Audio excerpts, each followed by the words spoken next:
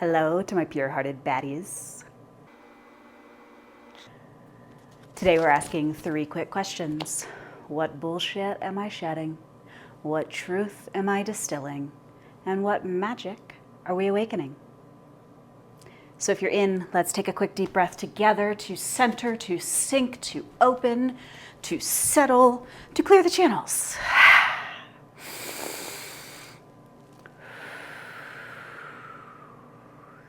2 more if it feels nice.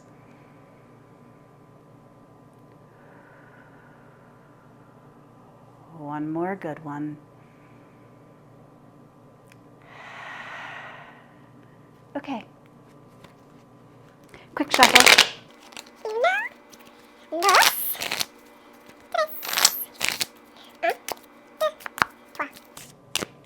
What bullshit are we shedding? The sun. This is an obsession with ourselves. Look, you're fantastic. I know you're fantastic. You know you're fantastic. Maybe sometimes we're blinded by our own light.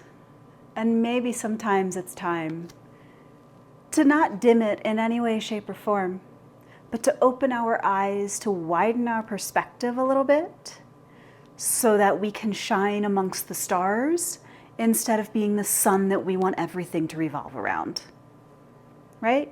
We're decentering ourselves in this moment. Community is our path forward. All right, on that note, what truth are we distilling? Queen of Cups.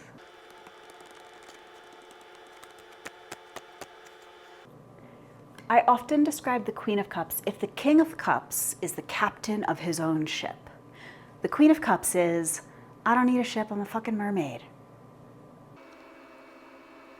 And so the truth that we're distilling in this moment is we're mermaids.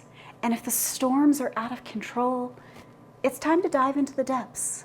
There's just no reason sometimes to subject ourselves to a surface storm if we aren't serving any purpose in that space. Maybe other times we are coming up and maybe we're rescuing people from the shipwrecks. But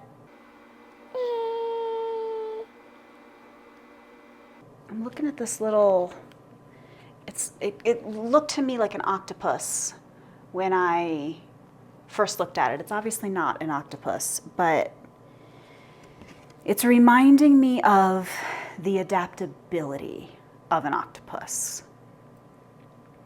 And so with the Queen of Cups, the truth that we're distilling here is that we are adaptable.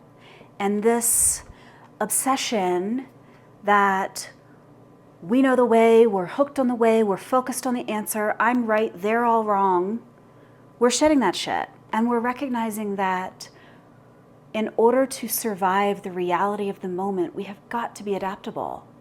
And that's a truth for always, regardless of how chaotic things are out there. But when things are particularly chaotic out there, it's an excellent reminder. We've got to be adaptable in body, in mind, and in spirit. We've got to be willing to change our minds. We've got to be willing to work with what we have. And we've got to know how to shape shift in order to wiggle our way out of sticky situations, right? Sometimes you just melt into goo and head on off into the other room while the people are arguing in the corner. Might be time to melt into goo. What magic are we awakening by shedding this obsession, by allowing ourselves to melt into goo? The Page of Wands. The Page of Wands is embarking on new adventures. It's a willingness to be a beginner. And it's the magic that comes with being a beginner. It's the magic that comes with not having all of the answers. The way that makes us more curious. And so we're really awakening a curiosity by remembering that it's not all about us, by melting into goo, by heading into a new situation, a new adventure, which oftentimes just means a new perspective of the reality I'm looking at right here and now, so that I can be a little more curious. And when I'm a little more curious, that magic can start to speak to me again. Those little God sparks, those little moments of like, ooh, I see something, I see that twinkle in that thing and in this moment. And so I'm going to go explore what that twinkle's all about. I'm not going to go tell that twinkle what I think it is. I'm not going to go tell that twinkle what it is that it should be doing. I'm going to go approach that twinkle with some curiosity. And I'm going to look to see what that twinkle might be able to teach me. And so we get to learn in this next phase. And there's deep, deep magic in being a beginner and being a learner.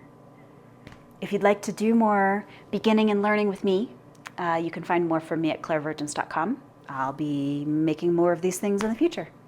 Okay, I love you.